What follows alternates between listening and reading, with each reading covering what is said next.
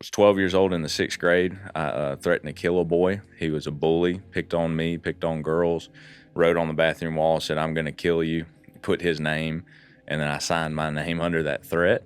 And then the next day at school, they kicked me out. And so that's when I started working in the oil field with my daddy full time. I was 12 years old. Wow. And I was his welder's helper. I started doing that when I was like 6.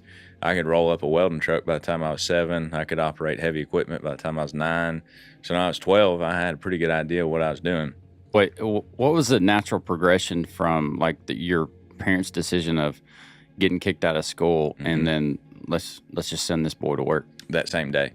So, but why? Do you know? Because there was no money. So like there was had to go to a private school. Well, I did go to a private school. Okay. But I couldn't go to a public school either because I was, technically considered an act of terrorism. Like trying to kill somebody. They took that pretty serious, and so they took me straight home. And my mom said, "Get dressed and get ready to go to work." And so I went to work. Was homeschooled until the boy I threatened to kill moved. So working in the oil field, I don't know if y'all know much about it, but there's they don't talk about things that normal 12-year-olds talk about, drugs, sex, and alcohol. Right? It was couldn't wait to get off work so they could go home and get drunk. How they were hoping their wife didn't find out about the piece they had on the side, or how they were hoping there wasn't a drug test because there was no way they were going to pass it. Well, I know this now, didn't know it then.